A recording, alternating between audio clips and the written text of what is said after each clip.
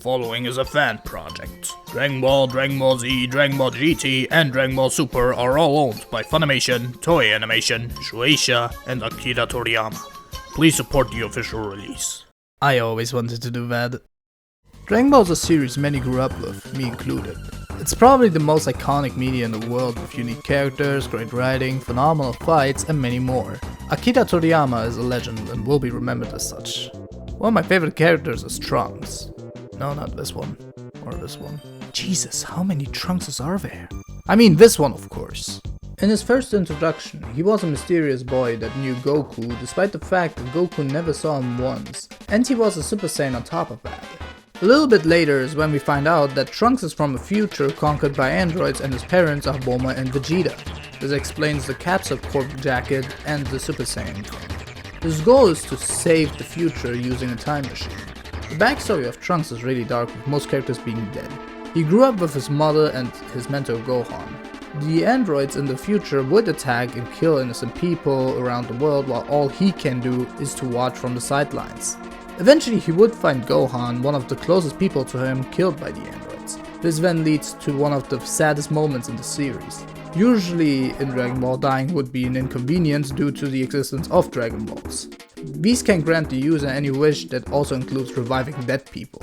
But because of Piccolo's death, the Dragon Balls don't exist in the future timeline, making this scene more impactful. Every time I rewatch the scene, it still has the same effect on me like the first time.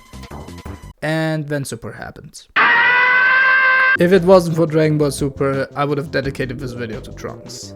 This video will instead cover Bardock, a character that we haven't seen a lot, yet has one of the biggest impact to the series. I'm not going to discuss the Dragon Ball video games and will only talk about the anime, manga and movies that he has appeared in. Let's go! Oh no, they can see me! I have to stop you from destroying my race! In the future! We already did that. I knew you'd do that! Now I have to kill you!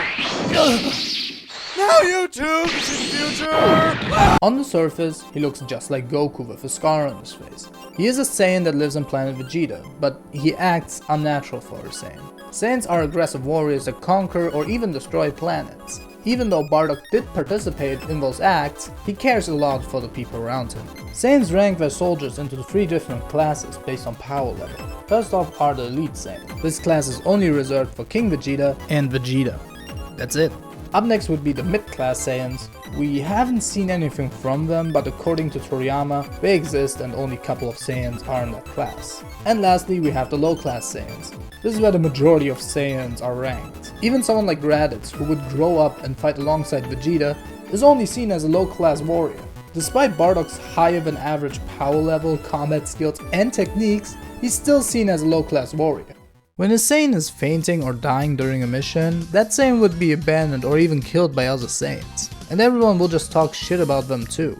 Bardock, however, would try to rescue them, or if it's too late, mourn their deaths. Case in point would be his team that we refer as Team Bardock. Team Bardock consists of 5 Saiyans. Those are Shugesh, Fasha, Burgos, Tora, and the leader Bardock.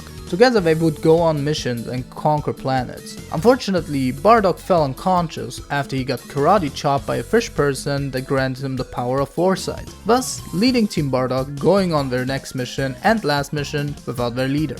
What the team didn't know is that the mission they went to was a trap by Frieza. When Bardock woke up, he made his way to his comrades, only to find them dead by Dodoria's crew. But before Dodoria's crew showed up, Bardock mourned their deaths and swore revenge before getting his ass kicked by Dodoria. He would then wear a headband colored after his friend's blood, which is kinda fucked up, but it's also badass. He's married to Gine and has 2 children, Raditz and Kakarot. Raditz is off planets with Vegeta and Kakarot is still a toddler. When Frieza tries to eradicate the Saiyan race, Bardock saves his son, Kakarot, by sending him into the planet called Earth. There are differences between the anime, manga, and even the movies on how the story played out, but what is consistent is Bardock's personality and actions. Just like any other Saiyan, he loves fighting and has a somewhat cold attitude towards his own race, but when push comes to shove, he will try to protect everyone he can. In his final moments, he tried to save planet Vegeta from Frieza's supernova. This goes as smoothly as you would think. He then thinks about his son Kakarot one last time before turning into space dust. His story would end here, but for some reason he was sent back to the past before Planet Vegeta was a thing. But we will get to that in a second. Most surviving Saiyans would believe that Planet Vegeta was destroyed by a meteorite, which is a lie fabricated by Frieza. I'm told you were trapped together on that awful barren planet for quite some time. That's correct. And are you aware that your homeworld, Planet Vegeta, was regrettably destroyed by an unexpected meteor? Yes, sir. I've been briefed on the fate of my planet. Bardock would be remembered as a great scientist because of his invented technique where he creates an artificial moon. The moon is important for Saiyans if they have a tail. The tail allows them to transform into giant apes. They get 10 times stronger than usual, but also uncontrollable if not trained. Now going back to the time travel thing, he was sent to the past and was nursed by the creatures living there. They acted friendly towards Bardock, but all he does is show them the cold shoulder. After the arrival of Chilled, one of Frieza's ancestors, he was livid. He would attack Chilled, but to no avail. After getting bodied and marked by Chilled, he would turn into a Super Saiyan. He would then kill Chilled and protect the planet.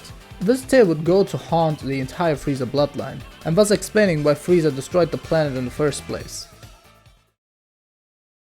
You can see a lot of similarities between Bardock and Trunks. Both are living under dire circumstances where a powerful being threatens to end their lives. Both of them aren't strong enough to handle the situations themselves. Both of them have something to do with time travel. Both of them experience death in a certain way, and both of them would eventually become stronger to finish off those powerful beings, even though Bardock fought a different person, and save the planet.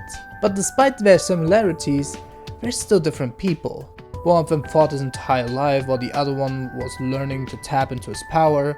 One of them is more aggressive and cold while the other one is nice and quiet. One of them is from Goku's bloodline and the other one from Vegeta's. I think it's funny how Goku acts more like Trunks and Vegeta acts more like Bardock. It's just something I want to add. They're essentially two sides of the same coin. This is where I want to end my video. The point of this video existing is to talk about why I think Bardock is the greatest character in Dragon Ball. I'm aware that I didn't lay out every information that exists about Bardock's life. I did that to keep the video simpler because of the differences mentioned earlier, like in the Super Broly movie and Dragon Ball Minus. For example, Gine played a major role in Bardock's life, but she's only in Dragon Ball Minus and the Super Broly movie. In Dragon Ball Z and the Bardock specials, she wasn't even mentioned once, and that's why I kept some information out of the video. As always, if you enjoyed the video, please like, subscribe and watch Deku Not 5 and Deku Plus 5. Now if you'll excuse me, I have to turn into a Super Saiyan. Goodbye.